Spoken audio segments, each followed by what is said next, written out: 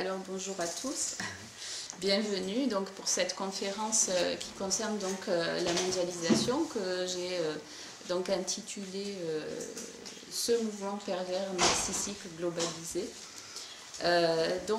Par rapport à ça, donc moi je suis Valérie Chénard, je suis psychologue du travail et psychologue social. Et c'est une spécificité de la psychologie qui est assez peu connue. On a souvent l'image du psychologue avec le divan et donc comment dire, je vais allumer la lumière.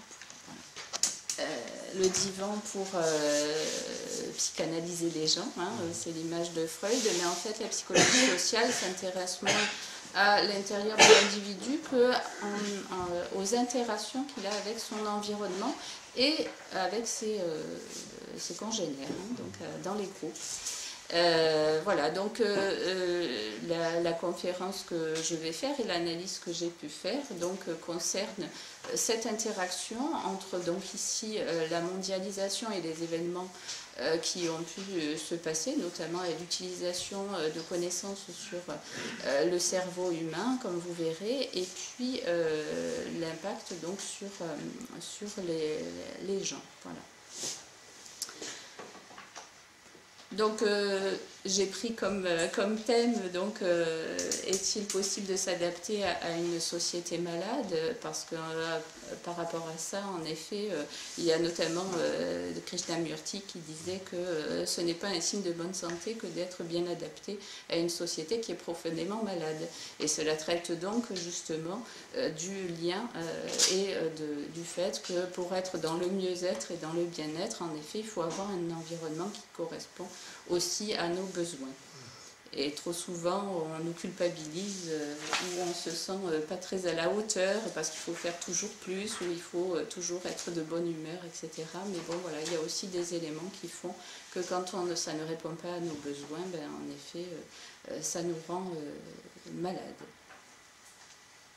Alors, on va aborder plusieurs points en gros. Donc d'abord, globalement, mais on va passer assez rapidement, qu'est-ce que la mondialisation, donc comment ça s'est mis en place, etc. Ensuite, donc, on va parler des conférences Massy, qui sont beaucoup moins connues.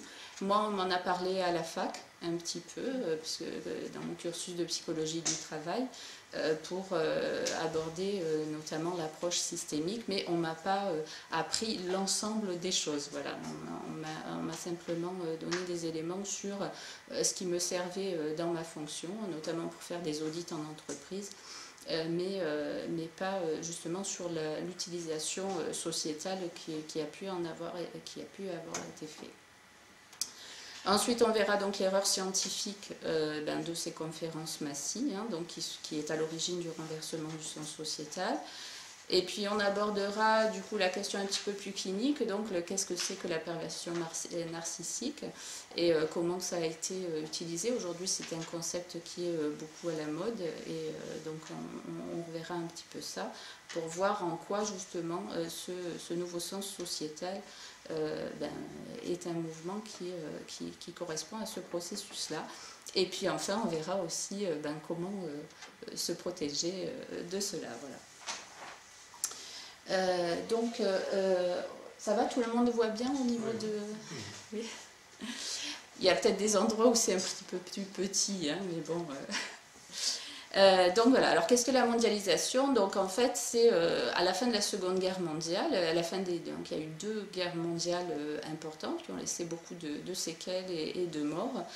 Donc les alliés donc, qui ont gagné la guerre donc, se sont unis, et leur projet donc c'était...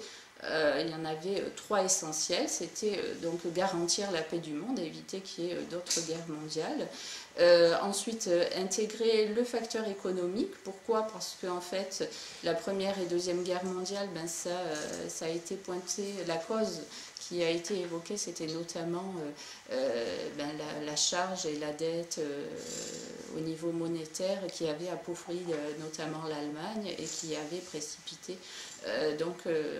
vers le nazisme notamment. Et puis, troisième élément aussi, puisque bon, Hitler avait envahi l'ensemble de l'Europe, donc dans une logique impérialiste, et c'était aussi de garantir l'autodétermination des peuples et l'égalité des droits de toutes les nations. Voilà. Donc c'était trois objectifs que visaient les Alliés, les dirigeants à la fin de cette Seconde Guerre mondiale. Alors, les moyens qui ont été utilisés correspondent à surtout des instances internationales qu'on connaît plus ou moins. De temps en temps, on nous parle du FMI, ou de l'ONU, ou de la Banque mondiale, ou de l'OMC, etc. Il y en a pas mal, l'OMS aussi concernant la santé, donc l'ONU, Organisation des Nations Unies.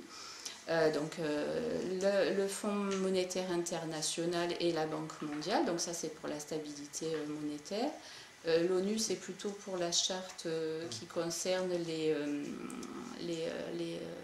la non-ingérence, c'est-à-dire de garantir que les nations s'autodéterminent. Et puis donc il y a aussi l'OMC, donc qui est plus récent, l'Organisation mondiale du commerce, plus récente, mais il y avait des accords déjà de libre-échange, parce que c'est ça en fait qu'il y a derrière, c'est-à-dire que les pays aient des contrats pour baisser les taxes douanières, etc. Et puis l'Union européenne, qui aussi, on le verra, est un petit peu l'application de ce qu'a préconisé les conférences Massy dans en fait la réunion de plusieurs pays. Voilà. Donc les principes, je l'ai un peu évoqué en parlant de ces instances, donc c'est la libre circulation des marchandises, des capitaux, des services, des personnes aussi, les travailleurs détachés, etc. Des techniques et aussi de l'information, qui est de plus en plus globalisée. Dans cette libéralisation des services, etc., je pense que vous avez dû entendre parler donc, de TAFTA, ou TIPP, qui est le traité transatlantique entre l'Union européenne et les États-Unis, qui va libéraliser les échanges. Le CETA, avec le Canada, Union européenne, Canada, qui est en application d'ailleurs depuis le 1er septembre, je crois, ou octobre, alors que les peuples ne sont pas d'accord. Notamment, il y a eu des pétitions qui ont été faites avec plus d'1 million d'Européens qui ne voulaient pas de ce libre-échange avec les États-Unis, et malgré tout, la Commission européenne l'a mis au panier. Et les négociations qui se déroulent déjà depuis quelques années un petit peu en catimini, continuent. Et puis, se signe.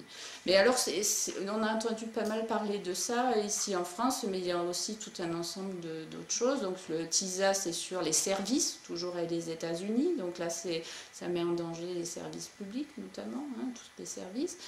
Mais sinon, il y a aussi au niveau asiatique, l'ASEAN, où l'ALENA, c'est entre les États-Unis, le Mexique et le Canada. Ou alors, il y a aussi, l'Union européenne est aussi en train de négocier avec le Japon pour, pareil, un traité de libre-échange. Deuxième chose, donc, c'est un autre principe, c'est l'interdépendance croissante de ces économies, de nos économies. Donc, avec l'intensification de la concurrence mondiale, l'expansion des échanges, au détriment aussi de notre environnement, parce que plutôt que de faire fabriquer à 1 kilomètre des objets et des marchandises, on les fait fabriquer en Chine et on les transporte après ici. Mais on facilite les échanges, notamment avec la Chine, etc. Et puis aussi des interactions humaines, notamment des régulations, des régulations en tout cas au niveau des mœurs aussi. Tout ça, c'est sur le principe du néolibéralisme, hein, donc ce sont des thèses d'économie. Alors c'est vrai que quand j'ai essayé de comprendre un petit peu ce qui se passait, je suis allée chercher aussi dans les théories économiques, et donc notamment Milton Friedman et l'école de Chicago, ou alors Adam Smith, hein, qui en fait sont ce qu'on appelle des néolibéraux ou ultralibéraux, c'est-à-dire qui sont pour cette logique de les États qui ne doivent plus contraindre les marchés, et ce sont les marchés qui doivent eux-mêmes s'équilibrer. Voilà. Tout ça correspond un petit peu à la stratégie impérialiste des États-Unis, puisque on le sait peu, mais les États-Unis donc ont fait leur révolution, pas comme en France du tout. Là-bas, c'était parce que tout simplement les esclavagistes du Sud ne voulaient plus payer de taxes, hein, à l'Angleterre. Et donc, pour montrer leur révolte, ils ont jeté les caisses de thé à la mer. Et c'est pour ça qu'on appelle ça les Boston Tea Party.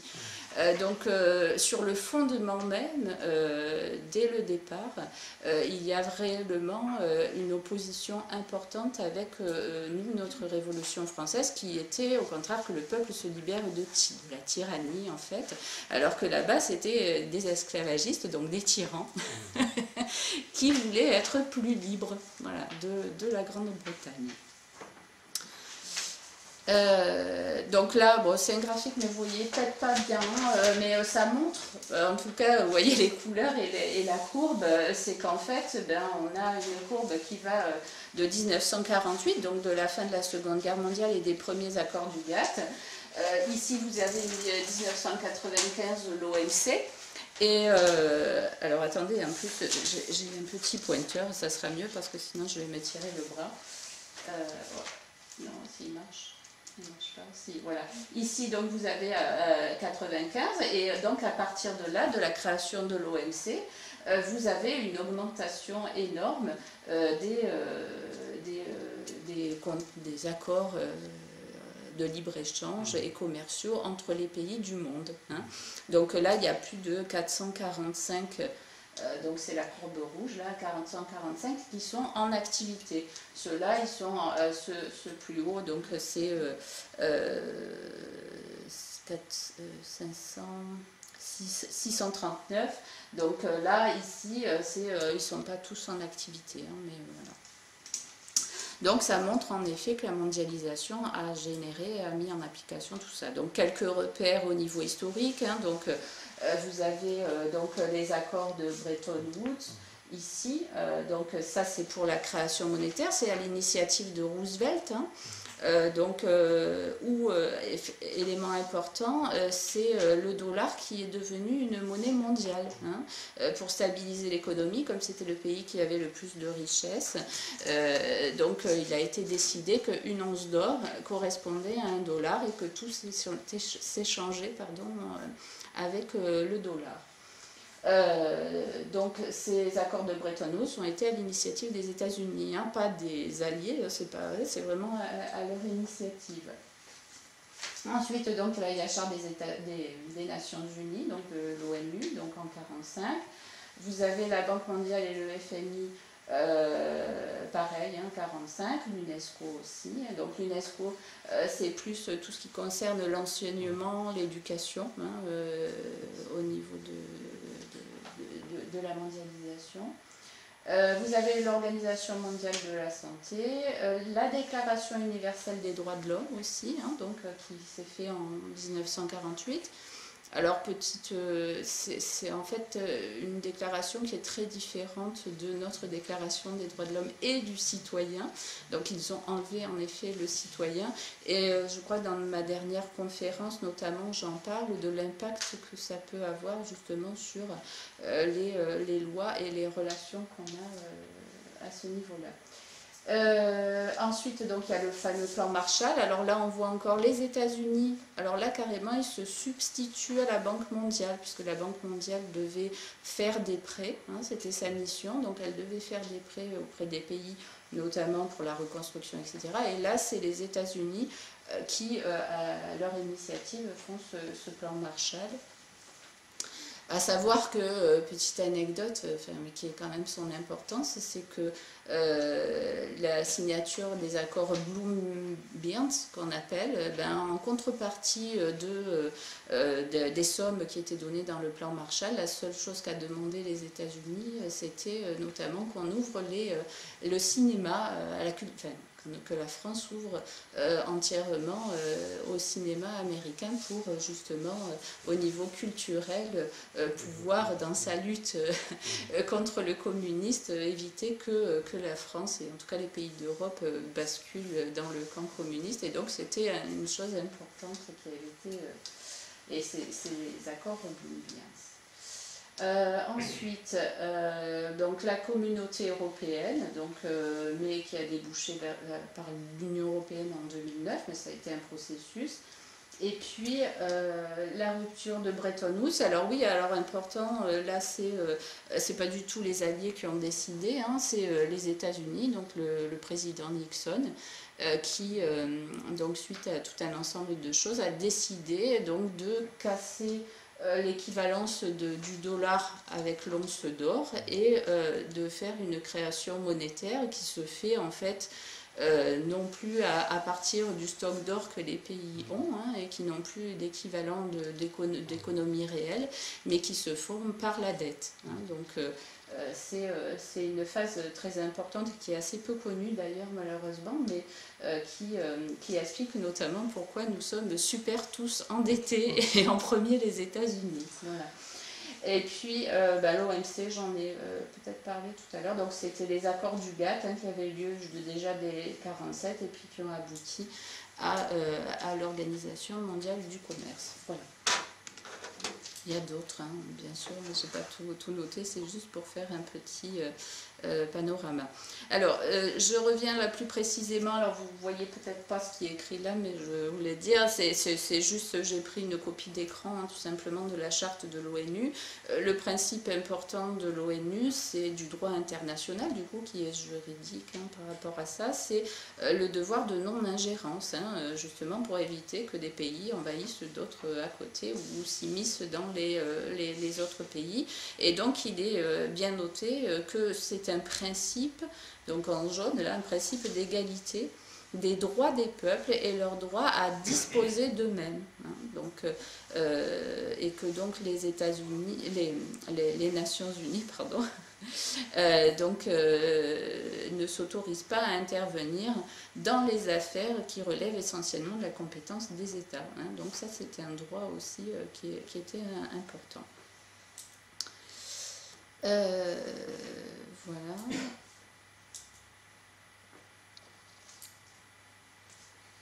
Voilà, alors du coup, on voit que dans les différents objectifs, en même temps, on a les peuples ont le droit de disposer d'eux-mêmes, ils sont égaux en droit, et puis d'un autre côté, les États-Unis, on l'a vu, hein, qui impose une hégémonie, qui décide donc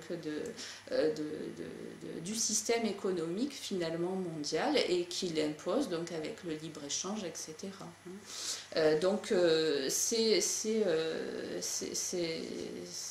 qu'on appelle un peu une injonction paradoxale, hein, en même temps, donc on dit qu'on est libre et puis d'un autre côté, et qu'on est en démocratie, puis d'un autre côté on voit bien que on est obligé pour des raisons de concurrence, sinon on ne va pas survivre, de voilà, signer ces accords, etc. etc. Alors justement la conférence et la suite va permettre de comprendre pourquoi il y a cette injonction paradoxale. Alors ça c'est pour illustrer un petit peu, c'est si long, donc c'est le principe, ou en tout cas la loi de l'effort inverse, c'est Anna Watts qui en parlait dans Bienheureuse insécurité, c'est si on essaye de flotter à la surface de l'eau, eh ben on coule, et par contre si on essaie de couler, on flotte. Hein, c'est-à-dire que si on ne bouge pas, en effet, on flotte et on n'arrive pas à se noyer.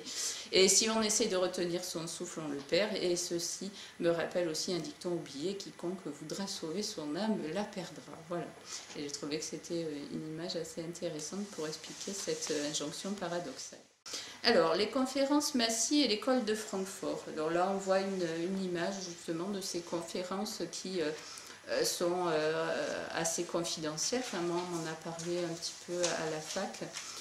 Comme donc la réunion qui s'est passée, donc des réunions qui se sont passées entre des scientifiques éminents, mais qui provenaient tous quasiment des États-Unis ou de la Grande-Bretagne, donc entre 1946 et 1953.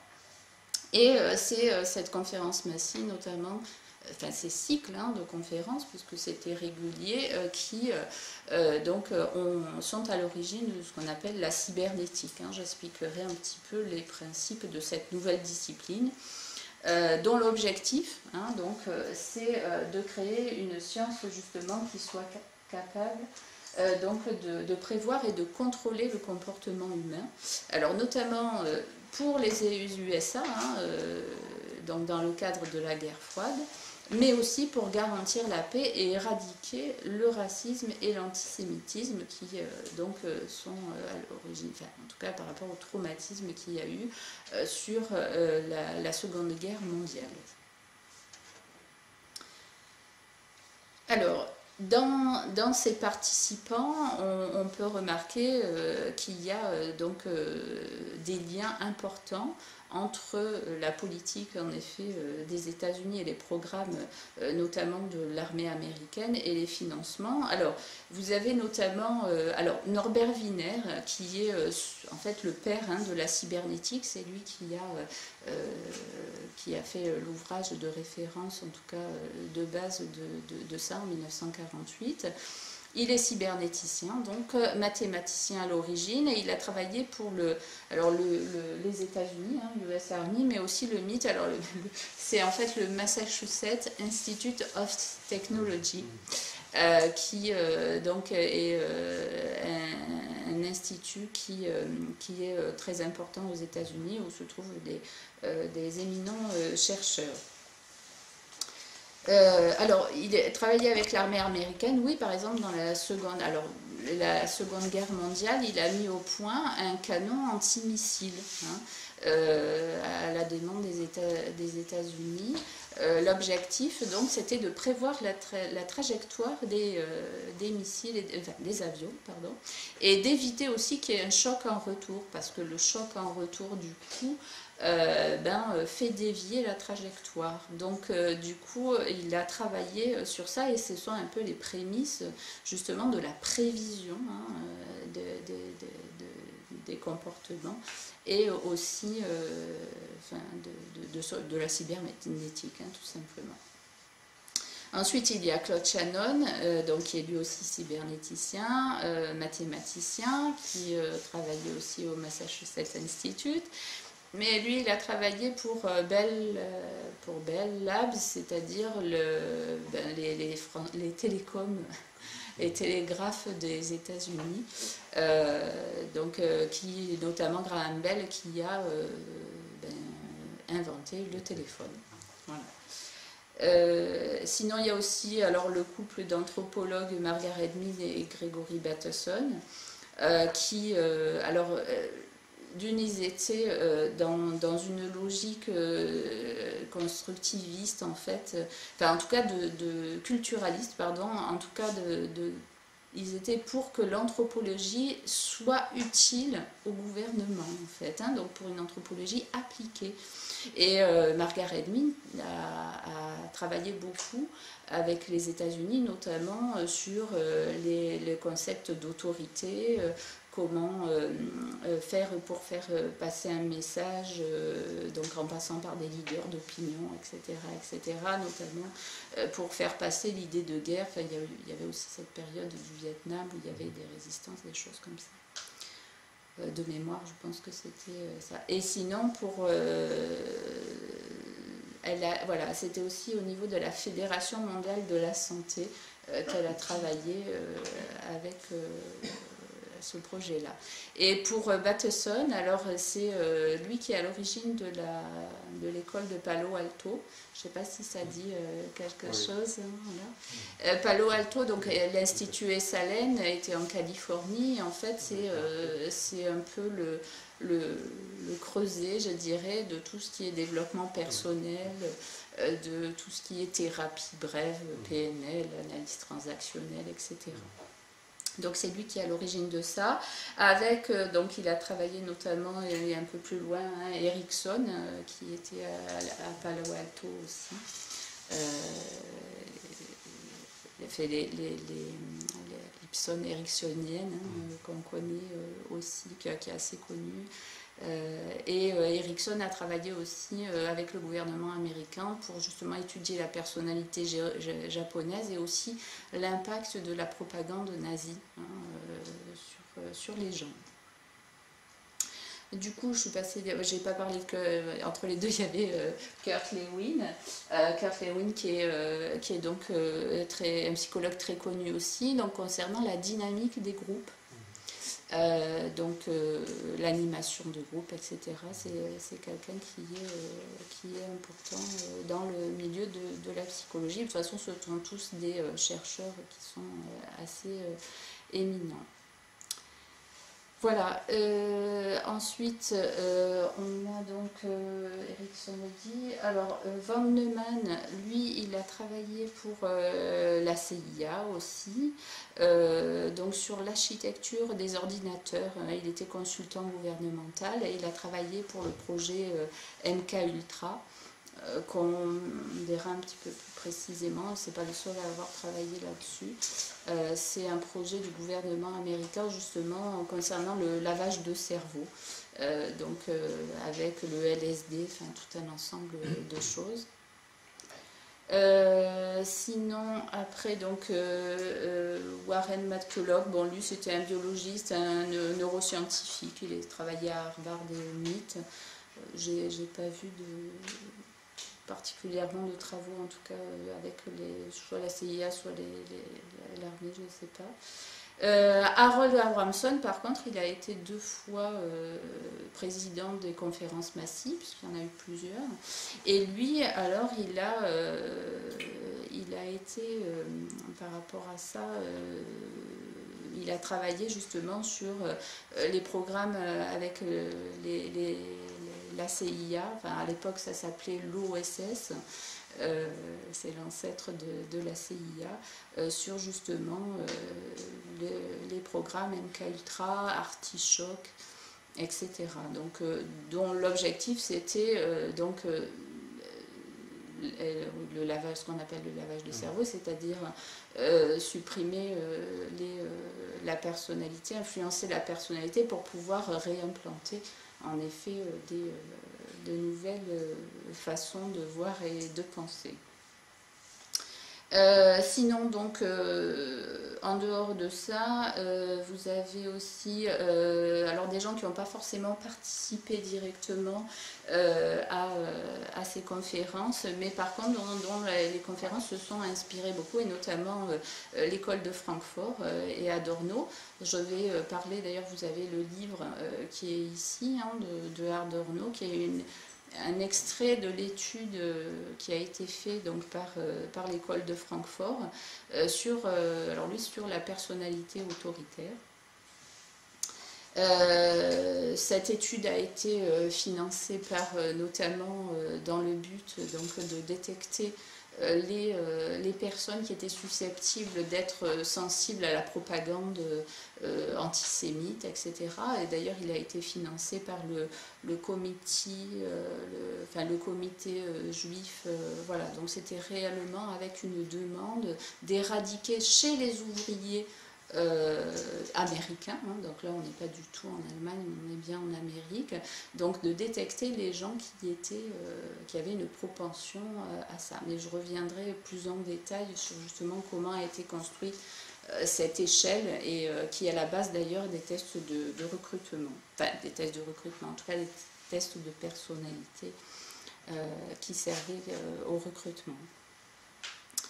Et puis, donc ensuite, il y a aussi Henri Meuret qui a travaillé aussi sur les projets avec la CIA, MK Ultra, etc. Et puis, donc sur la structure de personnalité. Et puis, Donald Evan Cameron, alors ça, c'est aussi pareil dans ces mêmes programmes-là. Vous avez d'ailleurs le DVD La stratégie de choc de Naomi Klein qui était paru. Alors, je vais le chercher. Hop. Voilà. De quoi j'ai parlé? Bon, Adorno, je le prendrai tout à l'heure.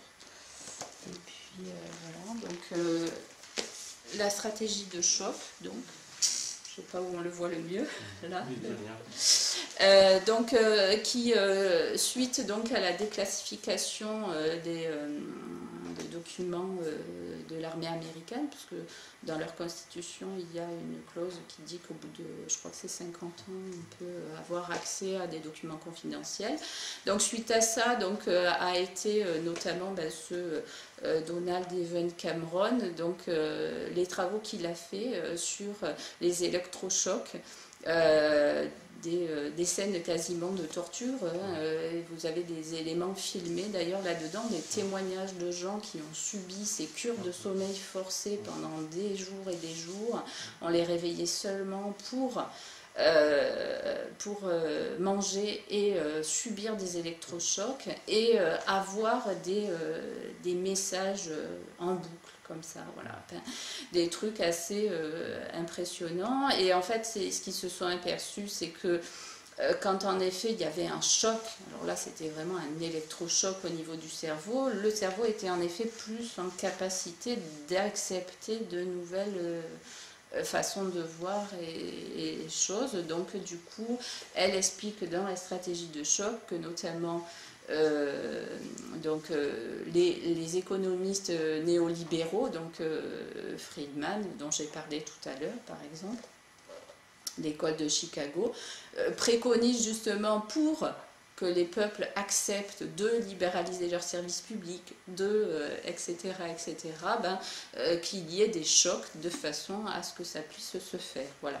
Donc c'est un documentaire en tout cas qui est assez intéressant et il faut savoir que même à l'époque, quand cette dame elle a fait son livre, et puis bon, il y a eu le film, des gens donc ont témoigné et du coup ils ont attaqué même la CIA et ils ont eu gain de cause. Je crois que c'est sur la fiche, même si sur la fiche Wikipédia, sans aller très loin, il y a une quinzaine de personnes, je crois, qui ont été dédommagées, en tout cas, des tortures qu'ils ont pu subir sur cette période complètement dingue de la psychiatrie, voilà, et qui était financée par la CIA, etc. Voilà. Donc,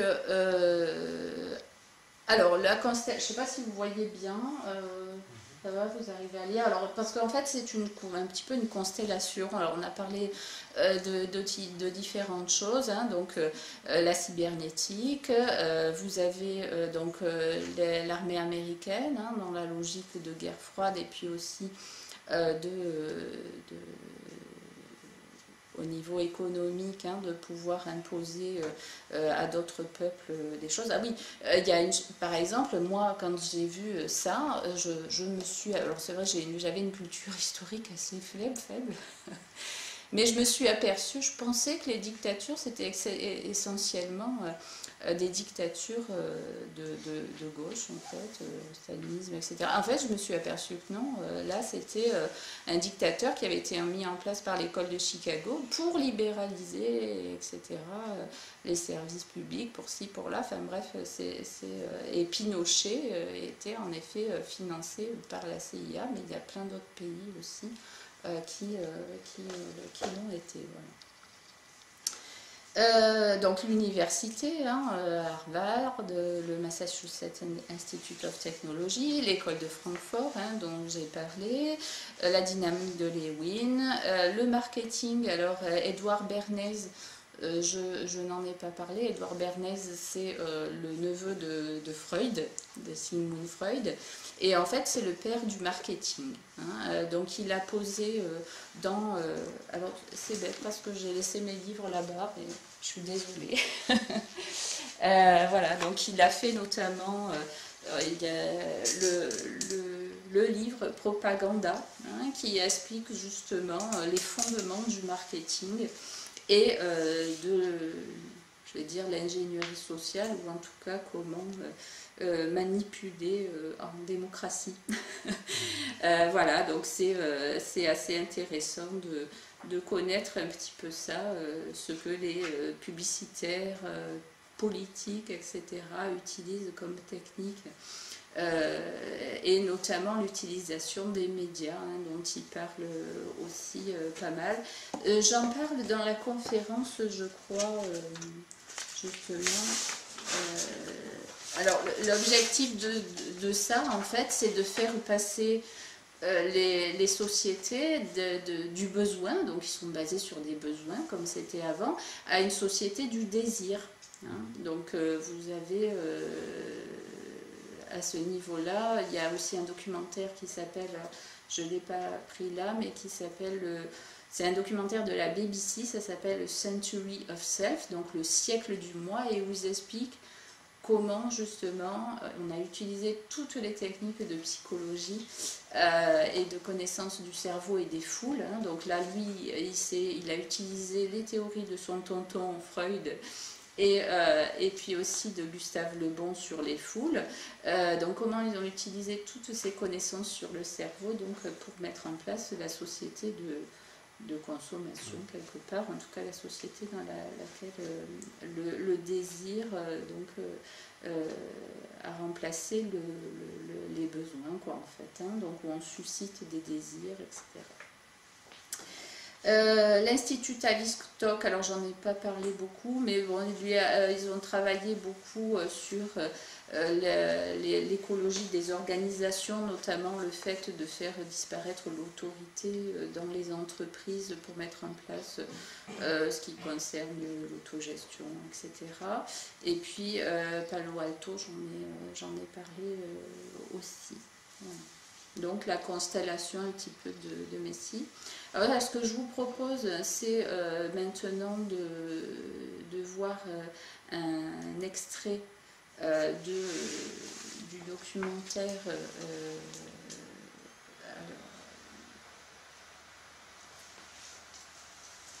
C'est un extrait de 5 minutes du documentaire qui s'appelle La Toile.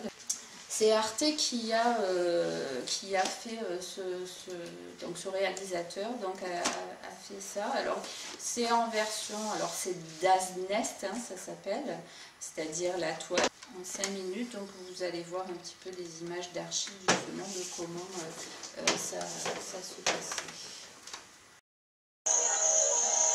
Entre 1946 et 1953, des scientifiques éminents de diverses disciplines se rencontrent au Beekman Hotel à New York, à l'invitation de la fondation Joshua Messi.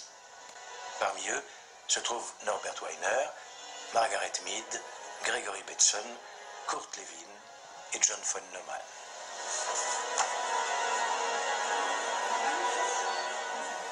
Le but de ces rencontres confidentielles, que l'on baptisera plus tard les conférences Messi et auxquelles participent parfois des agents de la CIA, créer une science permettant de prévoir et de contrôler le comportement humain.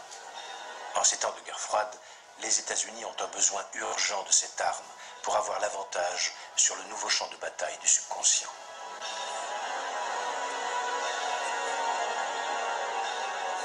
Les participants des conférences Messi accueillent avec grand intérêt la publication en 1950 de La personnalité autoritaire. Il s'agit d'une étude collective de l'Institut international de recherche sociale, une annexe de l'Institut de recherche sociale de Francfort, dont les figures majeures sont Max Horkheimer et Theodor Adorno. La personnalité autoritaire est à l'époque l'étude sociologique la plus complète d'une société, en l'occurrence les États-Unis. Elle entreprend de fournir une explication scientifique aux préjugés religieux et raciaux. Les milliers d'entretiens récoltés forment une gigantesque base de données qui est exploitée par les ordinateurs les plus modernes et doit expliquer comment le comportement autoritaire peut devenir un phénomène de masse.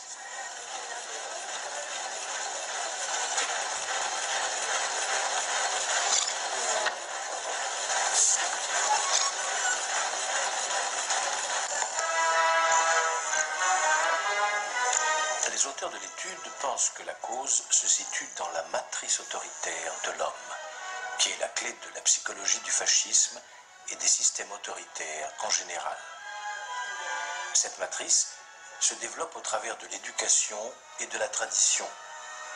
Elle est incompatible avec la représentation métaphysique d'une nature supranaturelle.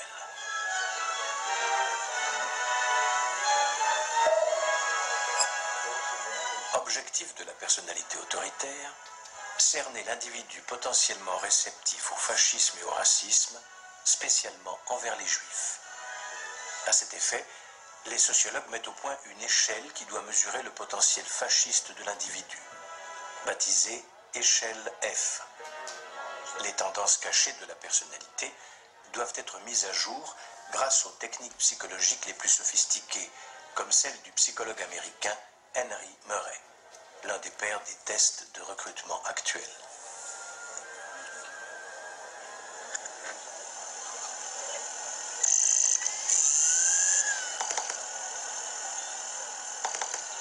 Pour éradiquer à jamais le fascisme et l'antisémitisme, il apparaît nécessaire de changer la nature de l'homme et son modèle culturel afin que cette matrice autoritaire disparaisse définitivement. Mais comment pénétrer sans opération dans la personnalité et la conscience des hommes pour changer cela?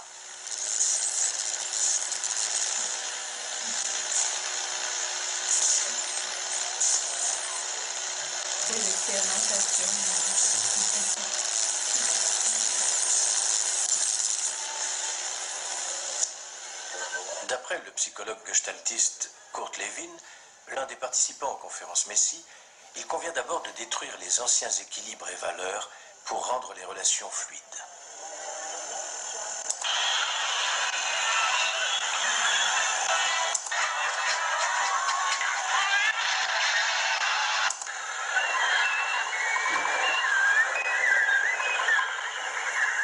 De nouveaux équilibres et valeurs peuvent alors être établis qui seront consolidés de façon durable par l'autorégulation.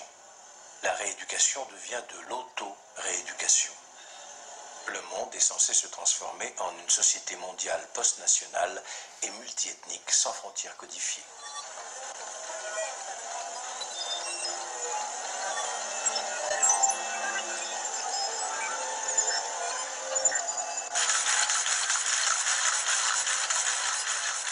Les participants des conférences Messie pensent pouvoir fournir les outils et les plans de construction nécessaires à l'avènement de ce nouvel ordre mondial. Des machines à calculer nouvelles et plus rapides, ainsi qu'une théorie des systèmes et des modèles cybernétiques grâce auxquels tous les domaines de la science, de la culture et de la politique pourront être contrôlés et dirigés. Cela doit permettre la programmation d'un homme nouveau, d'un homme anti-autoritaire.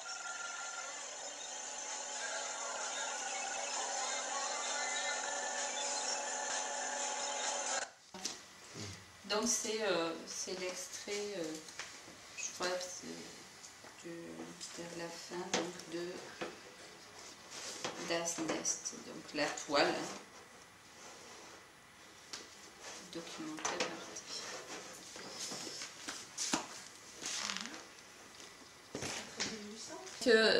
Je vais un petit peu donc là approfondir. Donc bon, l'extrait a dit un petit peu ce que j'avais dit avant, mais donc là je vais aller un petit peu plus dans le détail parce qu'il parle aussi de la cybernétique, donc d'une façon, enfin, c'est un documentaire enquête, hein, donc il part d'un fait divers de scientifiques qui ont été assassinés par un surdoué mathématicien, enfin, aux États-Unis, voilà, puis il décline et puis il en arrive donc à ces conférences Messie et voilà. Enfin, avant ça, il fait le lien, donc il arrive à faire le lien entre l'informatique, la science et le mouvement hippie et les artistes en fait. Et il y a eu une collusion aussi à ce niveau-là des universitaires qui ont payé des artistes pour étudier ce que faisait le LSD et différents types de drogues sur la créativité. Donc ils appellent ça un système ouvert, donc où il n'y a pas de censure grâce à la drogue, et ils ont fait tout un ensemble d'expérimentations avec ces artistes-là. Voilà. Donc je vous recommande de voir ce documentaire, c'est assez intéressant sur les bases justement de l'informatique et de tout un ensemble de choses. Alors la cybernétique c'est quoi? Alors donc l'origine c'est Norbert alors eux ils disent Wiener. Donc le livre de base c'est celui de 1948, mais les conférences Massy ont commencé un peu avant, en 1946, donc il avait déjà écrit certaines choses, et puis même son travail donc, sur les missiles anti-aériens, donc déjà c'était les bases de cette théorie qui s'élaborait. Donc en l'étymologie, donc ça vient du grec, hein, ça veut dire piloter, gouverner. Donc c'est une discipline qui permet de gouverner et de piloter. Et c'est une science donc, qui permet donc le contrôle des êtres humains et des machines. Voilà. Donc on simplifie, donc pour comprendre enfin, le système, on simplifie les êtres vivants et les groupes, hein, aussi les organisations, à une théorie de la communication, donc une sorte donc, et de schéma mathématique. Hein. Donc vous avez là, on ne le voit peut-être pas très bien, mais c'est la représentation d'une boucle de rétroaction qu'on appelle aussi feedback. Hein. Donc l'idée c'est justement qu'un système c'est quelque chose qui traite de l'information. Donc il y a des entrées, des informations qui rentrent et puis il y en a qui sortent. Et puis il y a des rétroactions, etc. Voilà. Et donc la réalité est vue à travers uniquement le prisme de l'information. C'est pour ça d'ailleurs que les médias ont une importance assez importante et dans ce mouvement-là de la mondialisation et du sens sociétal qui a été donné par les conférences Massy. Donc l'objectif c'est de prévoir et de contrôler donc, le comportement humain dans une logique donc, de guerre froide bien sûr, donc pour éviter le communisme, etc. Donc pour le gouvernement américain, et éradiquer aussi, on l'a vu, hein, le racisme et l'antisémitisme et les guerres. Donc dans un premier temps, ils ont, au niveau de la cybernétique, ils se sont intéressés à savoir comment se maintient un système. Et puis dans un deuxième temps, ils ont plutôt observé quand on envoyait des informations, comment le système donc se rééquilibrait pour justement le faire aller à un endroit qui semblait plus intéressant. Voilà. Donc, au niveau donc de la cybernétique, donc cette science-là en fait a envahi quasiment toutes les sciences, mais elle en a aussi créé beaucoup. Sur cette logique toujours d'information et de traitement de l'information. Donc il y a tout ce qui concerne l'intelligence artificielle. J'ai plus mon petit acide là. Donc, ce qui concerne, parce que vous voyez peut-être pas bien, c'est tout petit, hein. Donc l'intelligence artificielle, donc avec l'informatique, la robotique, le transhumanisme et Internet, hein, donc qui sont venus de là. D'ailleurs, il faut savoir que ça vient notamment de l'armée américaine. Internet vient du projet ARPANET. Qui a été à la base donc, pour simuler et au niveau des radars, etc. D'ailleurs, dans Das Nest, ils en parlent. Il y a un employé un militaire du coup, qui explique comment ARPANET fonctionnait et quel était son objectif. Ensuite, alors évidemment l'informatique, hein, puisque on voit dans le documentaire hein, que déjà ils utilisaient les systèmes de traitement de l'information en pointe, et donc il y a eu pas mal de financement à ce niveau-là, notamment au niveau du gouvernement américain. Ensuite, donc ça, ce sont les sciences cognitives. Alors cognition, c'est le savoir, hein, donc c'est tout ce qui concerne le cortex. Elles sont nées donc, à cette période-là. Donc c'est tout ce qui concerne la neuroscience, les neuroscientifiques, donc aujourd'hui à base d'IRM, de scanners, etc. Mais il y a aussi la linguistique qui s'est mise, la linguistique cognitive, la psychologie cognitive aussi, donc comment on traite l'information, comment le cerveau traite l'information, la philosophie aussi de la cognition, et puis même l'anthropologie, hein, voilà, donc qui s'en sont inspirés.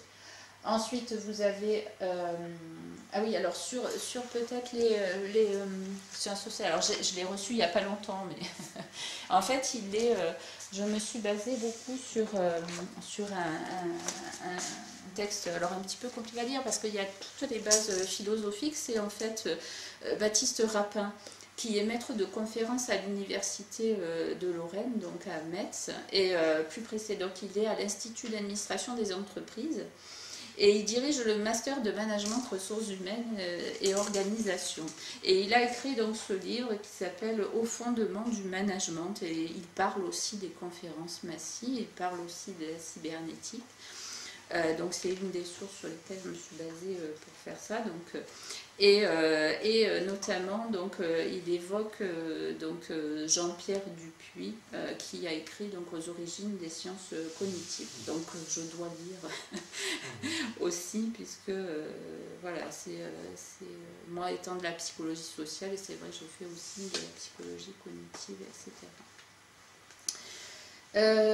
Ensuite, alors, voilà. Alors après, tout ce qui concerne aux origines du management, hein, donc en effet, ça vient de la cybernétique. Donc tout ce qui concerne le courant des ressources humaines, la qualité totale, tout ce qui est les labels, etc. Les RSE, c'est la responsabilité sociale des entreprises. Et puis tout ce qui est les sciences de gestion, hein, donc le contrôle de gestion, etc. Il y a une conférence que je vais faire d'ailleurs sur le contrôle de gestion. Et puis dans 15 jours, je vais faire une conférence sur justement comment les ressources humaines, donc le management, cette logique cybernétique, a fait disparaître notre tradition française, je dirais en tout cas moi, comment j'ai été formée à la fac, hein, comment j'utilisais tout ça et comment cette façon de voir le travail où chacun pouvait trouver sa place dans la société, qui n'était pas dans une logique eugéniste où c'était les meilleurs où tout le monde faisait tout et puis que c'était les meilleurs qui y arrivaient, mais c'était vraiment moi qui travaillais dans l'orientation professionnelle dès chaque personne, et c'était la demande de l'État français qui finançait l'AFPA pour ça, pour faire des formations, mais aussi aider les gens à trouver un métier qui leur corresponde et dans lequel ils puissent se trouver à se développer et donner le meilleur d'eux-mêmes aussi, dans une logique pareille de rendement social aussi, parce que si les gens sont heureux et puis qu'ils ont un métier qui leur plaise, évidemment ils sont meilleurs que des gens qui n'aiment pas trop ça, enfin voilà. Donc c'est vraiment et en effet, donc j'ai participé moi à une thèse de sociologie de Thomas Lebiani, donc vous expliquerez ça, donc qui explique les liens justement et la conception de l'humain qu'il y a derrière les traditions françaises et les traditions notamment américaines, hein, le taylorisme, je crois que les temps modernes, etc. Voilà, c'était à l'époque l'État français, voyant que le taylorisme générait des maladies professionnelles, des accidents, du travail, etc. Donc c'est doté et a créé la discipline scientifique que je porte, donc l'ergonomie langue française et psychologie du travail française aussi, pour justement créer l'harmonie au travail. Voilà, mais ça je l'aborderai plus précisément dans 15 jours. Et puis la dernière partie, donc c'est ce qui concerne, j'ai mis l'ingénierie sociale. C'est-à-dire donc comment en effet on fait évoluer et on manipule au niveau des groupes et de la société. Donc vous avez tout ce qui est le concept des relations publiques, donc ça qui est notamment développé par Bernays. Hein, Bernays dont j'ai parlé, la propaganda, a travaillé beaucoup avec le gouvernement américain pour, par exemple, faire passer la pilule pour aller faire la guerre à certains pays, parce que les gens n'ont pas envie de rentrer en guerre, donc en fait c'est ce qu'on appelle les relations publiques, comment on utilise les médias, quel est le rôle des médias justement pour pouvoir faire accepter aux gens des choses qu'ils n'ont pas spontanément envie de faire. Donc le marketing, le neuromarketing aussi maintenant, hein, qui est encore une autre étape, qui est l'alliance entre les sciences cognitives et ça. Il y a Élise Lucet d'ailleurs qui a fait, je pense que ça doit être toujours peut-être sur internet, une émission sur le neuromarketing qui est assez intéressante. La propagande. Alors propagande, pareil, hein, Bernays, il faut savoir qu'un des grands friands des théories de propaganda, là, c'était Goebbels, hein, donc le régime nazi, qui a utilisé énormément les théories et les travaux de Bernays pour arriver au pouvoir et y rester. Voilà. Et puis vous avez aussi les stratégies de choc, alors ça qui est plus du documentaire dont je vous ai parlé tout à l'heure de Naomi Klein, et comment pour faire accepter au peuple de libéraliser leurs services publics ou autres, donc de libéraliser les marchés, etc. Donc qu'il y ait des chocs qui soient infligés. En tout cas, c'est le moment le plus propice pour le faire. Voilà. Donc au niveau de la cybernétique. Alors, pour conclure ce chapitre-là, pour être un peu plus concret, parce que c'est vrai que là... alors, du coup, la cybernétique, c'est quoi? On ne parle plus de la réalité des choses, donc on ne parle plus de gouvernement, on ne parle plus d'énergie, ni de force, ni de solide, ni de tension, ni de motivation, ni d'accumulation, ni de stock, ni de production, mais on parle de mouvement, donc on parle de gouvernance. On parle de circulation, on parle d'information, de flux, de liquide, de mobilité, de connexion, de système, de rétroaction et de réseau. Voilà. Donc ça donne une idée de horizontale, hein, donc d'interaction, d'information, de choses qui circulent et qui n'est plus donc en relation avec ce qu'on appelle aussi la transcendance, c'est-à-dire ou la verticalité, c'est-à-dire qui est en lien avec la réalité. Voilà, des choses de ce type. Ensuite, donc le cerveau, donc comme tout système du coup et aussi les machines et les animaux, donc est conçu donc comme une boîte noire. On ne s'occupe pas de ce qu'il y a dedans, mais on s'occupe de ce qu'il échange, puisque c'est un système qui échange des informations. Donc qu'est-ce qui rentre et qu'est-ce qui sort, que par redondance, on arrive à imprimer des choses dans le cerveau, par rétroaction aussi, et puis par autorégulation. Et puis, dénué de transcendance, c'est ce que je disais, donc qui n'est plus lié du tout à des choses réelles, à la vérité, à la réalité, mais qui est plutôt dans l'horizontalité, la circulation, etc., et qui est amputé donc de ses instincts sociaux. Hein. Alors c'est ce qui est lié à l'autorité, là on peut parler de la personnalité autoritaire, et donc en fait c'est aussi, mais je vais revenir là-dessus, hein, sur justement la confusion qu'il y a entre autorité et pouvoir, avec le livre d'Ariane Billerin. Donc ce n'est plus un homme national, hein, qu'il doit disparaître pour laisser la place à un homme mondial. Donc, et puis c'est aussi le déni de la réalité du cerveau qui est assimilé donc comme une machine, et du coup la négation et l'éradication de notre humanité, de ce qui fait qu'on est humain. Alors, je fais une remarque parce que c'est vrai que c'est important, me semble fondamental, c'est que c'est pas nécessaire de condamner l'outil. Les outils sont importants, le progrès est important, l'informatique, enfin, c'est la cybernétique.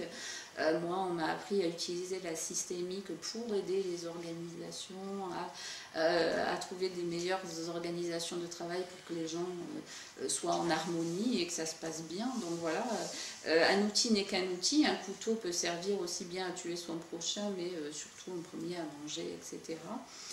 Et moi, à la fac, c'est vrai que maintenant, avec le recul, en sachant tout ça, je comprends tout à fait la distinction qu'il y a.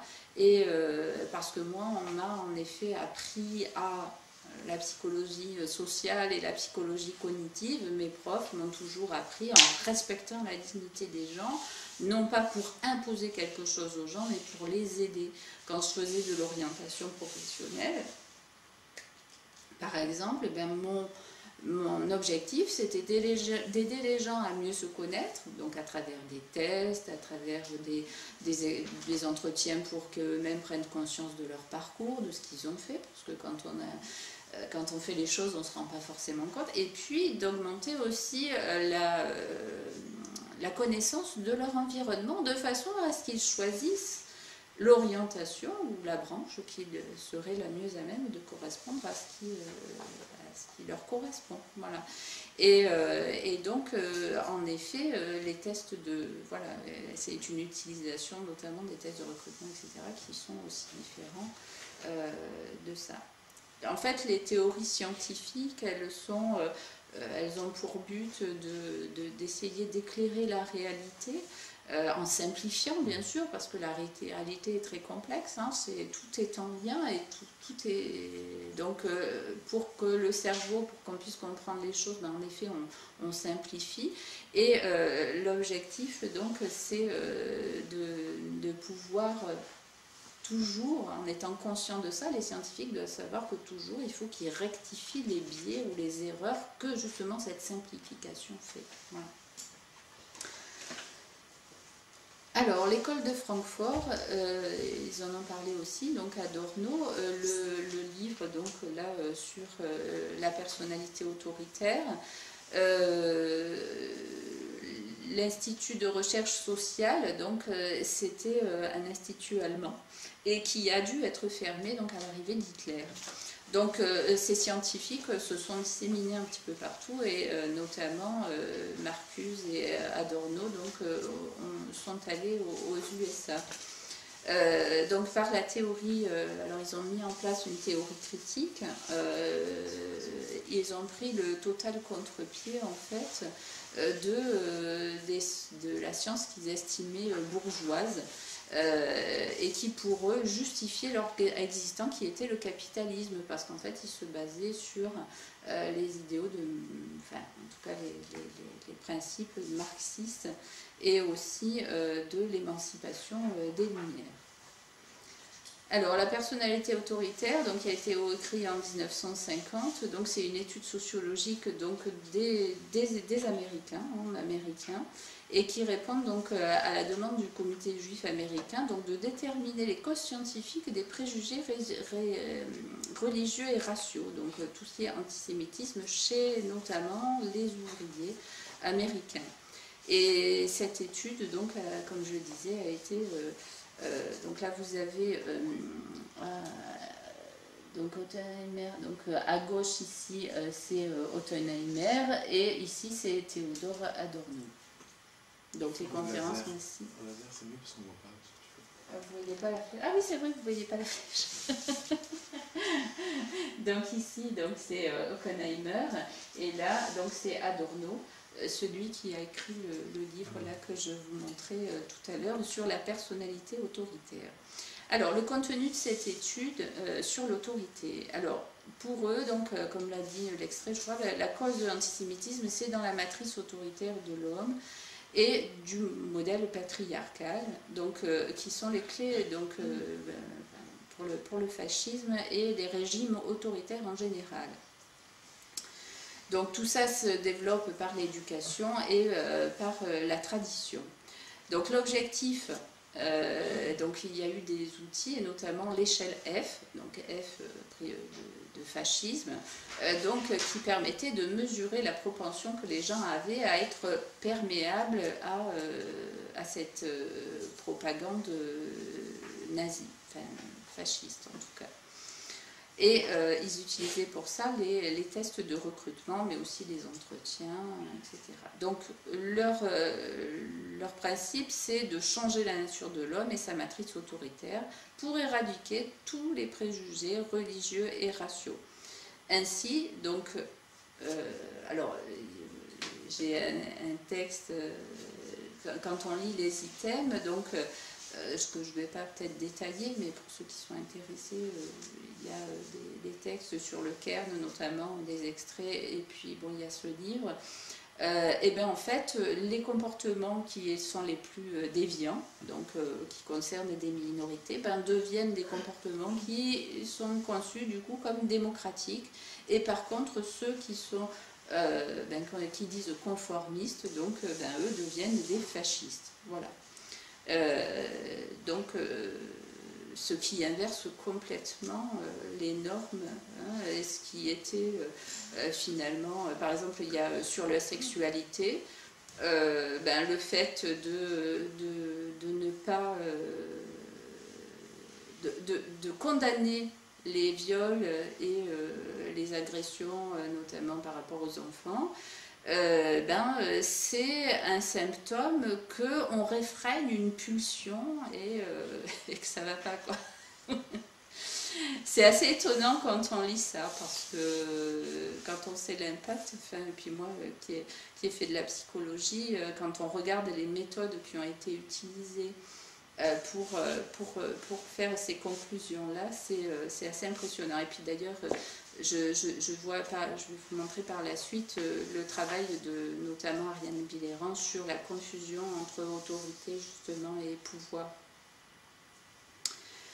Donc le nouveau sens, alors pour conclure, donc le nouveau sens sociétal issu des conférences de Massy et des USA, donc c'est une société post-nationale et multiethnique, donc qui n'a plus de frontières. Hein, donc c'est pour ça que je disais que l'Union européenne, c'était un petit peu la mise en application de cela.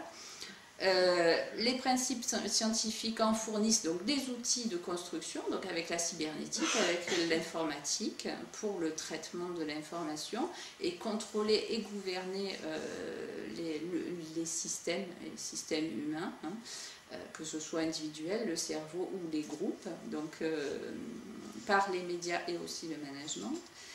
Ces outils donc, permettront de créer un homme nouveau qui est anti-autoritaire, donc, et de quelque part rééduquer et domestiquer les humains. Autre petite chose aussi, donc c'est par rapport au Palo Alto, donc c'était la rencontre en fait entre les universitaires, des artistes, des militaires, donc et tout ça donna le développement personnel, le mouvement hippie aussi en 68 et puis le courant reichien. Alors dans le documentaire de la BBC là, sur le Century of Self, le siècle du moi, vous avez notamment ce passage entre, donc au début c'était sur les bases de Freud et de Gustave Le Bon, donc la propagande s'est mise en place avec ces connaissances-là. Et puis il y a eu le courant reichien qui est arrivé justement dans les années 60 et qui a complètement changé la façon, en tout cas au niveau du marketing, puisque c'était d'autres connaissances du cerveau qui étaient utilisées. Voilà. Les conséquences, eh bien, en empêchant l'autorité dans les groupes et les peuples, ben, quelque part ça crée de l'individualisme,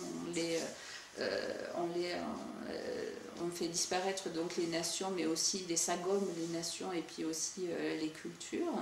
Il y a aussi donc la manipulation et la rééducation des masses, qui du coup là on retrouve le paradoxe avec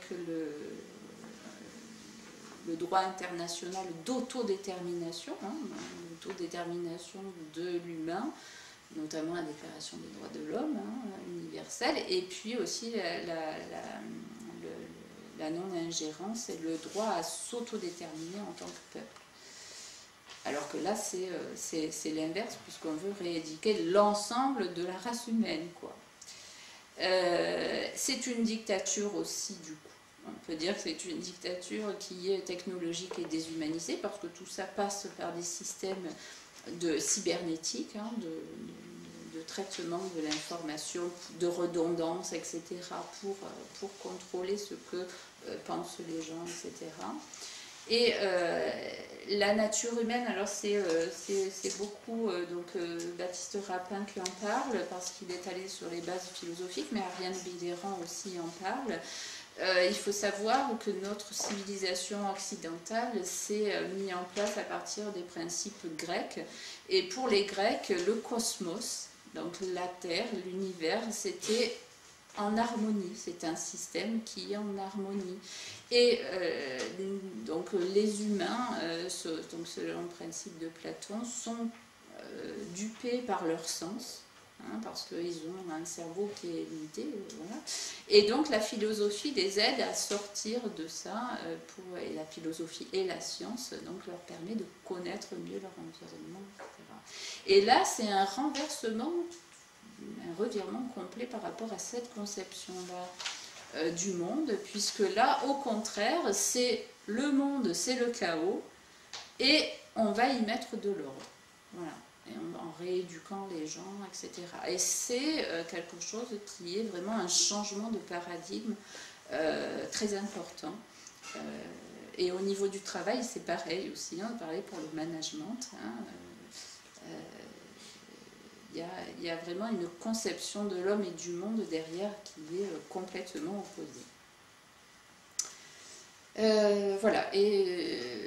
Alors là, oui, en plus, toute la puissance de... Donc, vous avez la négation du principe de réalité, qui est quelque chose de très important, et du coup qui nie aussi les règles d'équilibre de ce monde, puisqu'à partir du moment où l'homme se prend pour Dieu et que la science décide tout seul, sans prendre en compte justement les éléments réels et extérieurs, en effet, ça amène à ce qu'appelaient les Grecs à l'hubris ou la démesure, c'est-à-dire qu'on est dans un système qui est mortifère et qui contrecarre l'équilibre et la conservation des équilibres mondiaux.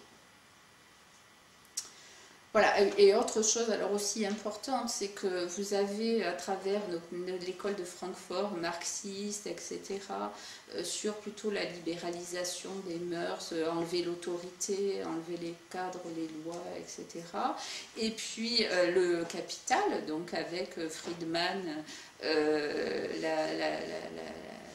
la mise en place donc, de cette libéralisation des capitaux, des marchandises, etc., pour que ce soit uniquement les marchés financiers qui s'autorégulent. Vous avez donc une alliance, quelque part, à travers ces conférences massives pour faire disparaître les États et les normes, qu'elles soient de mœurs ou qu'elles soient aussi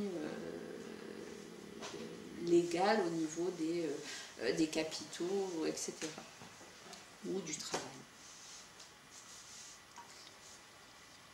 Et c'est ce que dit d'ailleurs Baptiste Rapin aussi sur justement en fait que c'est quelque part un peu les deux faces de la même monnaie. Alors donc bon, on a vu déjà un certain nombre de choses. Simplement pour repréciser un petit peu au niveau de l'erreur scientifique, donc il y a des erreurs méthodologiques de base. Sur notamment les échantillons, par exemple par rapport à l'échelle F. Ils ont testé leur questionnaire d'ethnocentrisme et de fascisme uniquement sur la population, mais où il n'y avait pas les minorités dedans. Donc c'était uniquement des blancs, etc., et qui ne faisaient pas partie de la communauté juive, par exemple. Donc il y a des choses comme ça qui qui sont liées au présupposé de l'enquête, hein, à ce qui est recherché en fait au départ. Donc il y a aussi le fait que ce soit que la culture américaine aussi, avec cette logique des États-Unis derrière et l'hégémonie. On a vu comment, avec cette mondialisation, le Bretton Woods,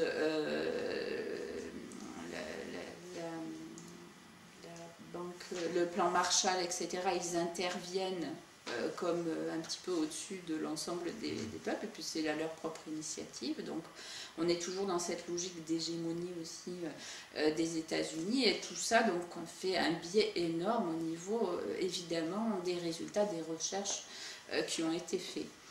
Donc bon, là je reprends sur le berceau de la civilisation et du monde de Platon, donc là où on renverse complètement les choses, sur le fait que maintenant le monde c'est le chaos, et puis tout ça est réorganisé par la cybernétique.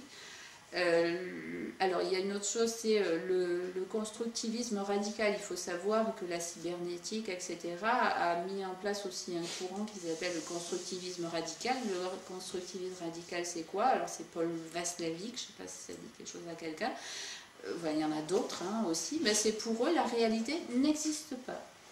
Voilà. Tout n'est que perception. Vous avez tout un ensemble d'ailleurs de courants de Palo Alto, etc., qui parlent de ça.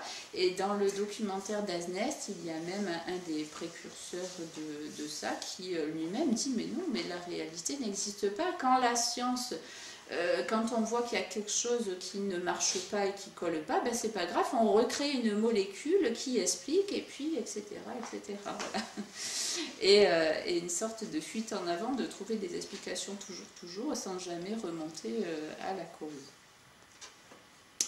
Et donc ce constructivisme radical, donc, qui part du principe que la réalité n'existe pas, contredit alors une chose fondamentale des sciences aujourd'hui, c'est que donc c'est le continuum entre liberté et déterminisme. Alors ça va un peu compliqué, mais à l'origine, en fait, avant 1789, en gros, avant les courants de lumière, la conception du monde, c'était il y a des déterminismes, on est né pauvre, on est né riche, et puis c'est comme ça, il faut s'y faire, quoi. Voilà, c'est nos déterminismes, c'est comme ça. Et puis les Lumières ont mis en place en disant non, pour être libre, l'homme doit s'arracher justement à ses instincts et ses déterminismes, il doit s'arracher à sa nature, il doit s'arracher à son animalité pour être libre. Et donc, il y a eu un revirement au niveau de la Révolution française, et où les philosophes qu'on disait anciens et les philosophes modernes donc, avaient deux systèmes complètement différents, où les uns préconisaient de se caler sur ce que la nature nous disait, et puis les autres, donc sur notamment le sang, la noblesse, donc on est né de, etc. Et puis les modernes qui disaient non, il faut se libérer, il faut s'arracher à tout ça. Et en fait, aujourd'hui, qu'est-ce que montrent les sciences? C'est qu'en fait, c'est un continuum. Nous sommes un continuum entre les deux. Il y a, par exemple, Laurent Bègue, qui est psychologue social à l'université là, il a fait différentes études, et notamment, il a évoqué dans un colloque qui avait été fait sur ça, que l'empathie, c'est quelque chose qui est inné, un nouveau-né, donc c'est des expérimentations, un nouveau-né, vous lui faites écouter son propre pleur enregistré, ou le pleur d'un autre bébé, et puis un bruit blanc, et bien en fait, il ne réagit pas, sauf quand c'est un autre bébé qui pleure, et dans ce cas-là, lui aussi pleure, c'est-à-dire qu'on est perméable aux émotions d'autrui. C'est l'empathie, et c'est la base de notre instinct social et des besoins vitaux qu'on a, et ça c'est pas acquis, c'est quelque chose qui est vraiment quand le bébé il sort du ventre, donc c'est pas du tout par l'éducation. Et donc c'est à partir de ces déterminismes là qu'ensuite on peut construire en effet différentes choses, et qu'on peut s'éloigner aussi de cette empathie. On verra la perversion par exemple narcissique, c'est ça, c'est ne pas avoir d'empathie envers son prochain.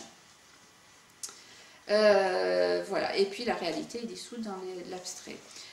Donc la confusion entre autorité et pouvoir, donc, alors si on prend les racines latines, il y a autoritas et podestas. Hein. Donc l'autoritas, c'était le Sénat, hein, et c'était tout ce qui était garant du savoir, de la tradition, des choses immuables. Et par contre, le podestas, c'était un peu notre exécutif et le législatif, c'est-à-dire celui qui décode, qui ordonne, qui surveille, qui punit, hein, donc c'est la loi légale, alors que l'autoritas, c'est l'autorité naturelle, hein, c'est le parent avec l'enfant, c'est le maître avec l'élève, donc c'est un rapport qui est complètement différent. Autant le pouvoir utilise la force, la violence ou la manipulation, autant l'autorité, non, c'est une puissance qui, véhiculant des traditions, etc., mais aussi l'innovation, parce que c'est aussi un pouvoir créateur. Donc c'est une puissance devant laquelle on s'incline. Hein. Donc faire autorité, ça veut dire ça. Hein. Et d'ailleurs, le pouvoir a besoin du Sénat ou de ce savoir, de ces savoirs de l'autorité pour pouvoir légitimer son pouvoir, sans quoi il est obligé d'utiliser que la violence ou la manipulation. Donc ça c'est le livre de Ariane Biléran que je vais vous montrer, qui est très très intéressant. Donc elle est docteure en psychopathologie. Je ne sais pas si vous voyez, elle a travaillé pendant une vingtaine d'années elle a fait un cursus de philo aussi, elle est normalienne, et elle a travaillé pendant une vingtaine d'années sur le harcèlement en entreprise, justement, et elle a écrit donc ce bouquin sur l'autorité. Je me suis inspirée notamment de son livre pour ce passage-là. Donc les fonctions de l'autorité, c'est l'engendrement, c'est-à-dire être garant des origines, c'est aussi la conservation, c'est-à-dire l'identité, hein, la conservation de l'ordre du monde, hein, qui est entendu comme le cosmos, hein, c'est-à-dire comme quelque chose qui est en harmonie et qui est immuable, donc c'est ce fameux principe d'autorité. Il y a aussi la fonction de différenciation, c'est-à-dire que l'autorité s'inscrit toujours dans un projet. Par exemple, l'autorité parentale s'arrête quand l'enfant est majeur. Hein. C'est un cadre donc, qui différencie tant que c'est un enfant, et puis après c'est fini. Donc c'est quelque chose qui est transitoire, tout comme le maître et l'élève, le maître est dans la transmission. Et puis, une fois que c'est transmis, c'est à l'élève lui-même de transmettre, etc. Donc, on est dans cette logique-là. Et l'autorité, du coup, on peut dire que c'est un concept politique parce que c'est l'essence même, dit Ariane Biléran, et ce que je crois fondamentalement, c'est l'exercice juste du pouvoir qui est au sein de l'organisation des citoyens. Hein. C'est ce qui permet en effet de légitimer. Et ça empêche même le pouvoir législatif et exécutif de basculer dans les abus de pouvoir et dans la tyrannie. Donc cette fameuse toute puissance et des mesures dont j'ai parlé tout à l'heure. Alors un citoyen, ça commence donc dans la famille, donc avec le modèle patriarcal, avec l'apprentissage et la différenciation, notamment des sexes, hommes-femmes, celui des générations, hein, entre les parents, les enfants, les adultes, les enfants, mais aussi des individus, et à travers le complexe d'Oedipe, alors qui a été un peu vulgarisé, mais le complexe d'Oedipe, c'est une phase tout à fait fondamentale où l'enfant doit passer de la toute-puissance infantile à la socialisation en fait, hein, et les interdits et les tabous et tout ce qui se passe à ce moment-là de l'Oedipe est fondamental pour se socialiser tout simplement, et ça c'est l'éducation. Donc l'autorité est civilisatrice, hein, donc elle produit le symbolique par l'interdit, hein, notamment les deux interdits fondamentaux de la civilisation, c'est l'interdit du meurtre et de l'inceste. Elle produit aussi du symbolique à travers les lois, le langage, la pensée, donc elle transforme l'animalité en humanité, donc ça c'est Kant, pour reprendre la formule de Kant. et elle permet le passage donc de la pulsion, hein, donc cette toute puissance dont je parlais, à la spiritualité, donc à l'esprit, qui est garante aussi du principe de réalité et donc d'une santé morale, mentale, pardon, et d'une société humaine qui soit saine. Voilà. Donc l'autorité, c'est quelque chose d'important et donc on voit bien en éclaircissant ces concepts et cette confusion que le nouvel ordre sociétal qui a été mis en place par les conférences Massy et notamment Adorno avec son échelle de fascisme, autorité, etc., basé sur cette confusion-là, génère du coup, c'est un petit peu le titre de la conférence, une société malade, tout simplement, donc où règne plutôt l'individualisme, puisqu'il n'y a plus donc cette place où chacun doit prendre sa place, hein, je disais dans l'orientation, donc on ne peut pas tout faire, mais voilà, on doit trouver la place dans laquelle on est. Il y a aussi la rééducation et la manipulation mentale et le mensonge, qui sont les outils du pouvoir, mais des abus de pouvoir en fait, hein, tout simplement. La psychologisation de la société, l'égalité de fait et non plus de droit, hein, qui est aussi, alors que l'autorité de droit, c'est lié à justement l'autorité naturelle, hein, dont je parlais avant. La négation de l'autodétermination individuelle et sociétale. Et, ça c'est un peu d'érudite, hein, la définition de la démocratie comme anti-autoritaire, donc qui est typiquement contraire à ce qui peut nous permettre d'être une société en bonne santé.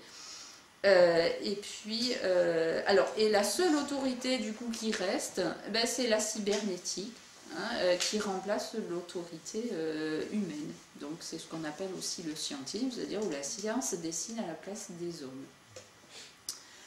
Voilà, donc en gros, pour conclure, dans la mondialisation est mortifère car elle méprise la nature même des êtres humains, donc les inégalités naturelles, et fondatrice de la civilisation et aussi notre instinct social, notre instinct de coopération et sociale, dont je reviendrai sur d'autres conférences, notamment, je crois, l'avant-dernière. La dernière. Et plus généralement, donc, elle nie les règles d'équilibre et de conservation de l'univers, donc c'est-à-dire le respect de l'harmonie du monde, enfin, en tout cas du principe de réalité et de la vérité. Et c'est ce qu'on peut assimiler donc à un mécanisme de perversion et de harcèlement des peuples, donc dans ce mouvement de la mondialisation. Alors là, on passe à la partie donc perversion narcissique. C'est un mot à la mode, hein, qui a été donc dans les. On voit beaucoup. Hein, d'ailleurs, je l'ai dans l'Express, dans les têtes des pervers narcissiques. Comment les reconnaître, comment quitter un pervers narcissique. Enfin bref, vous avez tout un ensemble de choses.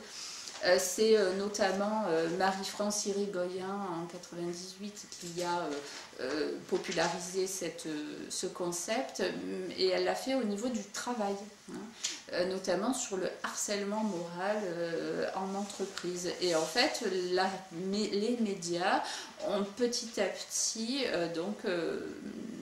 utilisé ce mot pour un petit peu toutes les situations, cette notion en tout cas. Dans toutes les situations, et surtout en individualisant la pathologie, la perversion narcissique, alors qu'en fait, au départ, ce concept, c'était pas seulement une psychopathologie individuelle, mais c'était bien une psychopathologie sociale. Pour revenir sur le harcèlement, puisque cette notion de perversion narcissique est liée au harcèlement, je reprends donc la définition de ce qu'est le harcèlement par Ariane Billéran, donc celle qui a écrit l'autorité, psychologie et psychopathologie. Donc le harcèlement vise la destruction progressive d'un individu ou d'un groupe par un autre individu ou un autre groupe au moyen de pressions réitérées destinées à obtenir de force de l'individu quelque chose contre son gré, et ce faisant, à susciter et entretenir chez l'individu un état de terreur. Donc ça, c'est dans son livre donc Harcèlement moral, qui a aussi le livre rouge que j'ai animé. Donc là, on retrouve dans cette définition justement le mouvement de rééducation des gens, de remodifier la nature humaine, des conférences massives et de supprimer leur autodétermination en éradiquant leur agressivité, toute agressivité et autorité. Donc, on peut en conclure, du coup, que ce mouvement de mondialisation est un processus harcelant. Alors, la perversion narcissique, comme je disais au départ, c'était bien une pathologie donc, qui était décrite par donc Jean-Claude Racamier comme une pathologie aussi qui était sociale, mais qui revêt un masque de santé mentale. Hein. C'est-à-dire que pour un pervers narcissique, pour lui, il n'est pas malade. Quoi. Pour lui, c'est tout à fait normal. Et ce qui, ça fait partie de ce qu'on appelle les psychoses. Enfin, en psychologie, il y a deux grandes classes, on va dire, de grandes catégories. Il y a les névroses et les psychoses. Et ce qui caractérise la psychose, donc les paranoïas notamment, et qui est proche de la perversion aussi, c'est en fait le déni de la réalité. Hein. C'est-à-dire qu'il y a une altération de la vision de la réalité avec des hallucinations, des délires, etc.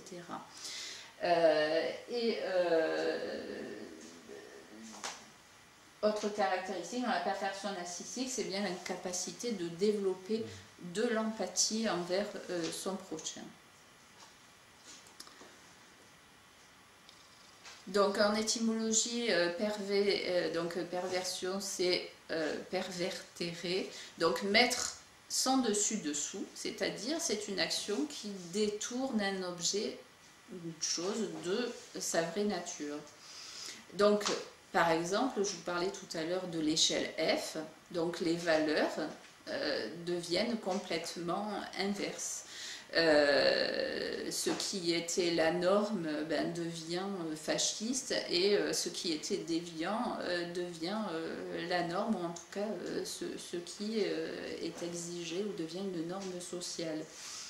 Le déni de l'autorité de la réalité, donc de l'autorité et de la réalité, donc dans les organisations de travail, pousse. Hein, donc là, on revient sur le travail, parce qu'en effet, la mondialisation s'est beaucoup mis en place au niveau du travail, et c'est vrai qu'on passe 7-8 heures par jour au travail, donc c'est une part fondamentale de notre vie. Donc pousse à la concurrence, à la compétition avec les autres personnes, les objectifs de résultats individuels, etc. Et empêche la coopération et l'empathie, c'est-à-dire que de plus en plus il y a l'instrumentalisation d'autrui, c'est-à-dire je vais le voir parce que ça m'est utile à atteindre, etc. Donc dans une logique d'outils, hein, ce qu'on appelle l'instrumentalisation. Et ainsi que le travail de qualité, puisque les professions, petit à petit, sont complètement détruites. J'en parlerai, alors l'autorité aussi, hein, le maître et l'élève, et puis l'ancien par rapport au nouveau qui arrive et aux débutants, tout ça, cette autorité-là qui naît de l'expérience, qui naît de la formation, qui naît d'un talent particulier qu'on a dans un domaine, est complètement niée. Et les règles de métier aussi qui sont traditionnelles, on ne peut plus les exercer parce qu'on doit s'adapter à un contexte qui est toujours plus vite, plus, etc. Et dans ma conférence le 9 janvier sur les services publics, donc l'impact justement de ça sur les services publics, et le et le New Public Management, donc on voit que l'objectif principal de ce management, c'est en effet détruire les professions dans l'État. Pourquoi? Parce que les professions sont en effet déjà ils sont unis par des règles de métier, etc. Donc ils sont plus dangereux. Hein. Il y a des textes notamment de l'OCDE qui expliquent qu'en effet les corporatismes c'est quand même super dangereux pour libéraliser. Et puis c'est aussi la qualité du travail qui est en jeu. Voilà. Alors là, j'en viens à une chose importante et puis je finirai ensuite, si c'est possible, par un extrait de Christophe Dejour, qui est donc spécialiste des risques psychosociaux et qui travaille au CNAM, hein, au Conservatoire national des arts et métiers, et de la banalisation du mal. Et il explique donc un petit peu ça et la contagion qu'il peut y avoir en entreprise. Donc ces nouvelles organisations de travail à travers le management ont un impact énorme sur la santé, hein, donc les risques psychosociaux. Les suicides en entreprise n'existaient pas avant les années 90, elles sont bien arrivées dans les années 90. Avant on se suicidait, mais on ne se suicidait pas dans son bureau ni... voilà. Donc il y a le CNAM qui explique l'évolution de ça et l'impact de ces nouvelles organisations. Et donc le concept même de risque psychosociaux en fait est une tromperie, parce que ce n'est pas un risque psychosocial, parce que là ça veut dire que je suis une entreprise et puis que c'est les humains qui sont dangereux pour moi, enfin c'est leur psychosocialité donc qui est dangereux pour moi. Non, en fait c'est de ces travaux, c'est en effet les risques organisationnels sur les humains, voilà, qui sont plus en jeu. Alors, j'ai oublié,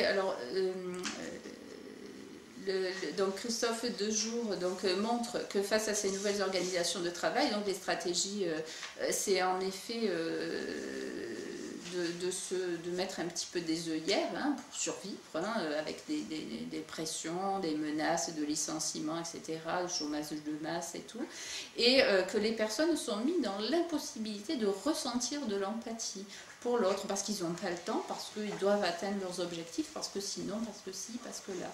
Et donc, ils sont amenés à faire des choses qu'ils n'ont pas forcément très fiers de faire, ou alors ils ne respectent pas les règles de métier, et ils ne sont pas, donc du coup, dans la capacité d'assurer la qualité du travail qu'ils font. Ça génère un isolement qui est important. Et voilà. Et en général, les risques psychosociaux sont dus au fait que je n'arrive plus à travailler dans les conditions qu'on me donne, parce qu'en fait, je ne suis plus en capacité d'être fière de ce que je fais, voilà, et de ce que je cherche au travail. Et tout ça est lié à la destruction des professions. Alors sur Hannah Arendt, vous avez le film, hein, donc c'est quelqu'un de très important. Donc Christophe Dejour se base un petit peu sur ses théories politiques, parce qu'elle est politologue, mais elle est philosophe à la base. Et ils ont fait un film sur elle, parce qu'elle a créé justement... elle a expliqué notamment à travers le procès Eichmann, qui était un criminel de guerre nazi, elle-même étant juive, qui a dû fuir l'Allemagne. Elle avait été envoyée par le Times ou un autre média pour justement couvrir le procès, et elle a fait scandale parce que quand elle est revenue, elle a dit mais en fait j'ai vu un monsieur mais qui n'était pas antisémite, quoi, c'était pas l'individu qui était en cause, mais c'était qu'il était dans un système où on lui demandait d'obéir aux ordres, voilà. Et il était dans l'armée, et donc voilà. Et en fait, elle a été accusée de déresponsabiliser les criminels nazis, etc. Voilà, donc, et on est dans cette logique justement de l'impact, hein, donc de l'individualisation des symptômes, donc c'est les individus qui sont la cause, ou alors c'est en effet le contexte Moi qui suis psychologue sociale, en effet, je m'aperçois que de plus en plus on masque, que c'est le contexte aussi qui pousse les gens à faire ça. Christophe Dejour explique que les gens qui se suicident au travail, c'est pas ils n'ont pas de faille psychologique particulière, non. C'est que les conditions de travail dans lesquelles on les met fait qu'en effet, ils développent des pathologies et des psychopathologies. Et pour la perversion narcissique, c'est exactement la même chose.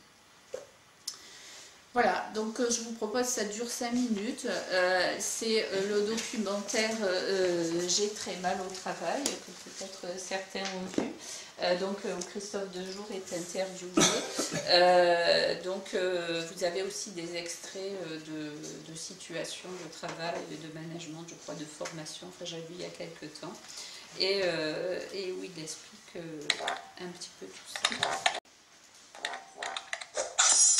Donc c'est le titre Souffrance au travail, sur lequel sont les extraits.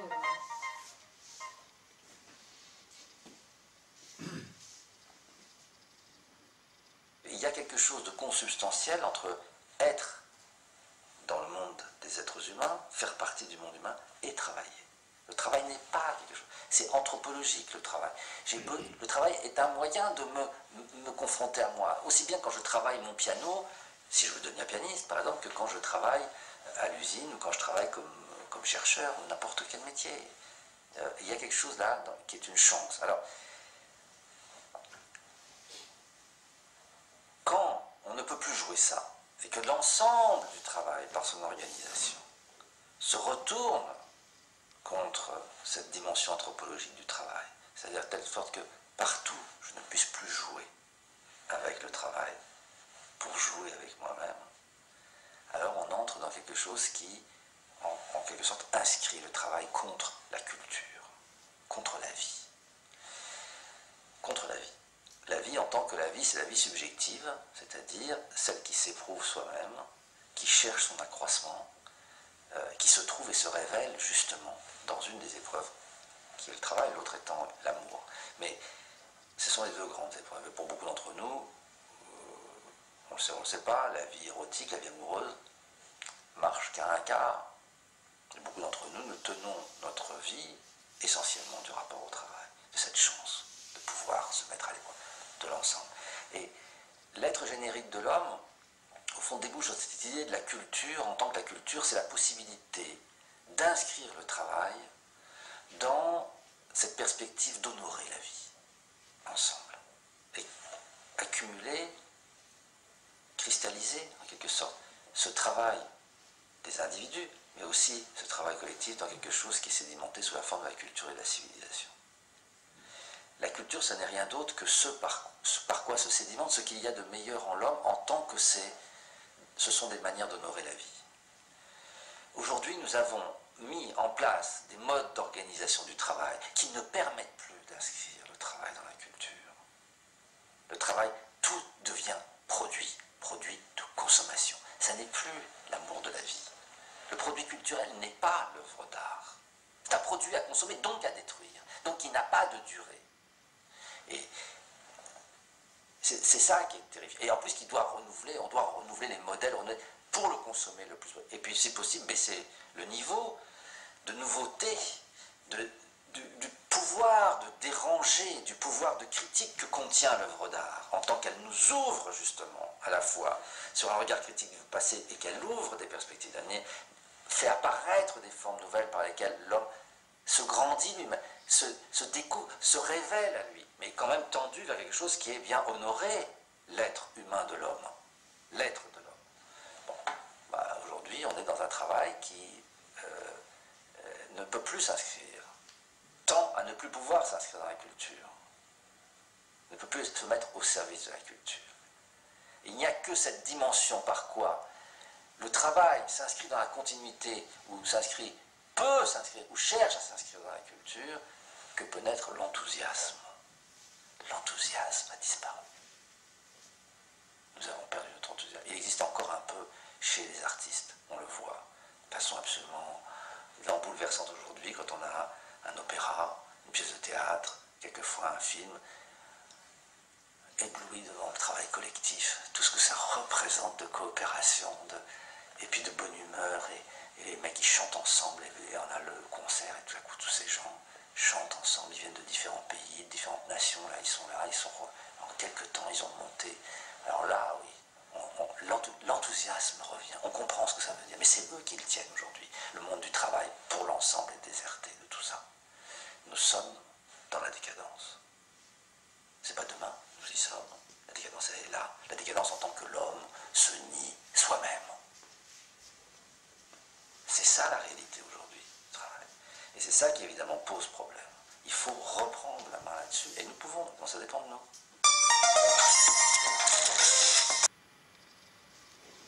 Voilà. Alors c'est des entretiens, il y en a plusieurs. J'ai choisi cet extrait-là parce que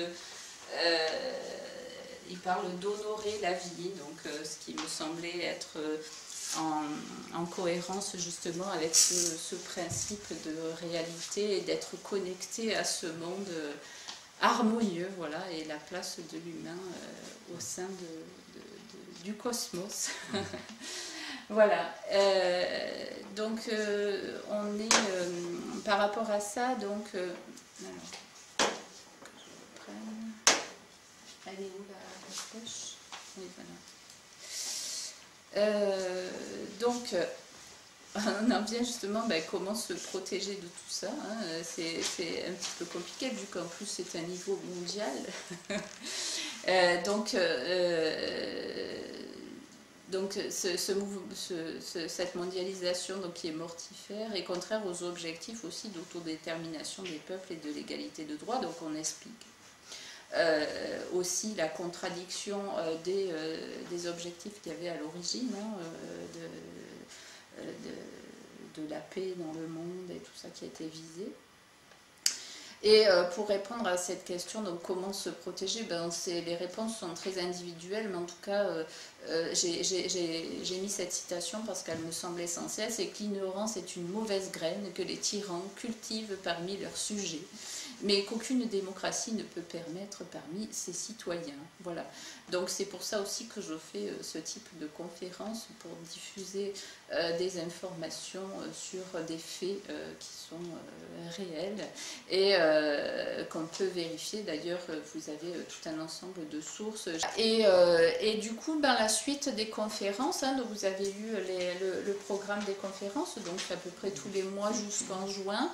J'ai dit d'ailleurs tout au long de cette conférence que ça, j'allais en parler à tel endroit, à tel endroit, à tel endroit. En fait, tous ces éléments-là découlent en fait de ce sens sociétal qui a été mis en place par les conférences Massy et la mondialisation. Voilà. Donc pour se protéger d'un danger, donc il faut plutôt le connaître et ne pas le subir, hein, ne pas être dupe. Et puis trouver ensuite des solutions individuelles et collectives pour s'en protéger. Mais pour ça, il faut d'abord prendre conscience de la réalité de ce qu'il en est. Et voilà, donc pour les prochaines conférences, donc la prochaine, je vous l'ai dit tout à l'heure, et puis on terminera là-dessus. Les harmonie et bien-être au travail, la destruction du projet social français par le courant du management et de la cybernétique. Voilà.